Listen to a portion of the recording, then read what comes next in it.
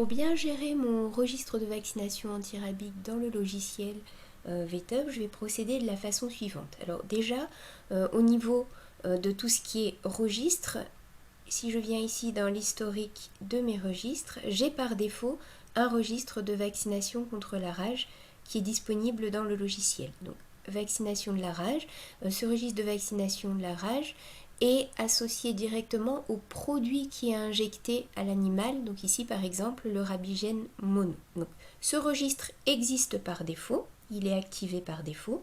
Maintenant, je vais procéder de la façon suivante pour bien enregistrer les données nécessaires à un bon remplissage de mon registre de vaccination rage. Je vais donc venir ici au niveau du catalogue, de la liste des produits. Je vais rechercher ici les vaccins que j'utilise pour ma vaccination anti-rabies. Donc par exemple, admettons que j'utilise ici le rabigène mono, pourquoi pas, donc boîte de 50 doses. J'ai déconditionné ici mon produit en 50 doses, ce qui fait que j'injecte finalement une dose à la fois.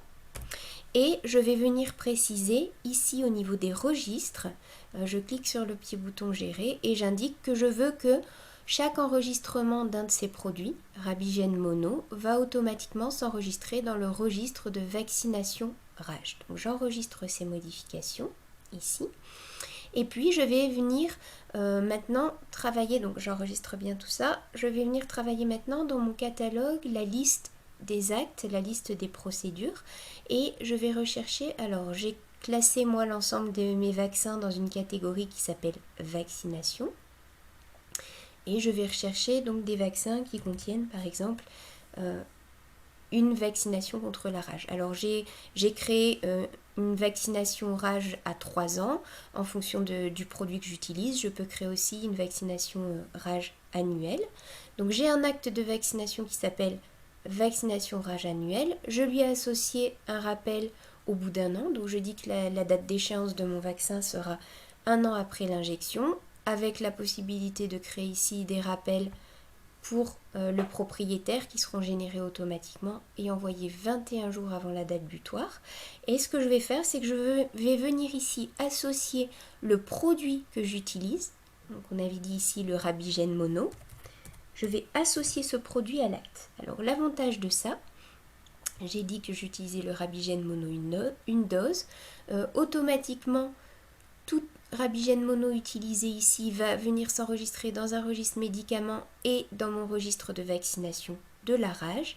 J'ai décidé de ne pas faire apparaître le prix de ma dose de rabigène parce que le but, ça n'est pas de comptabiliser le prix, il est déjà compris dans le prix de mon acte de ma procédure, mais le but, c'est de faire apparaître une ligne qui contient rabigène mono pour bien pouvoir venir préciser le numéro de lot, la date d'expiration du produit que j'utilise. Je vais aussi choisir de masquer ce produit sur l'ordonnance ou sur les factures, puisque ça n'est pas lui qui va directement apparaître sur ma facture, mais c'est plutôt l'acte de vaccination de rage que je vais enregistrer. Donc j'enregistre ici les modifications, ce qui fait que lorsque je vais vendre un acte vaccin rage annuel, donc on va le faire tout de suite, je sélectionne un animal, je vais procéder pour ce chat ici à un vaccin rage annuel, donc je crée ma consultation, je réalise ma vaccination rage et dès lors que je vais ici entrer dans les lignes de facturation une rage annuelle,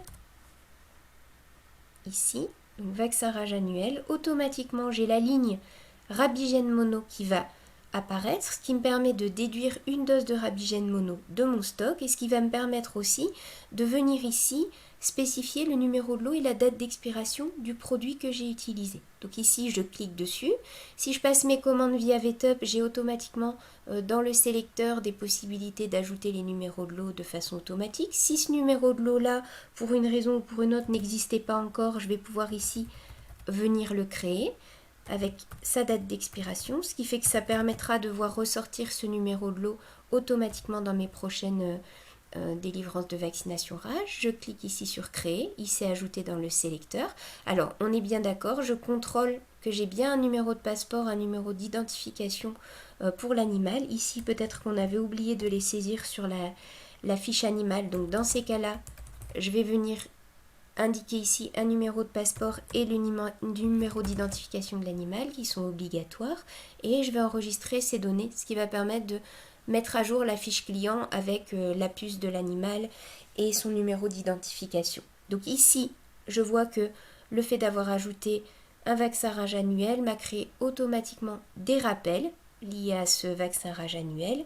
Et puis ça m'a permis également d'ajouter le Rabigène mono avec le numéro de lot, la date d'expiration que j'ai rentré. Je vais encore ici cliquer sur la ligne Rabigène mono pour pouvoir préciser quelle est la date de validité de début et de fin de validité de mon vaccin rage. Alors si c'est un animal qui était venu il y a un petit peu moins d'un an, qui est à jour de ses vaccinations, je vais pouvoir ici donc préciser que le vaccin est valable du 11 janvier 2021 au 11 janvier 2022, l'année prochaine. Si ça avait été un vaccin de 3 ans, donc je vais préciser une durée de validité de 3 ans.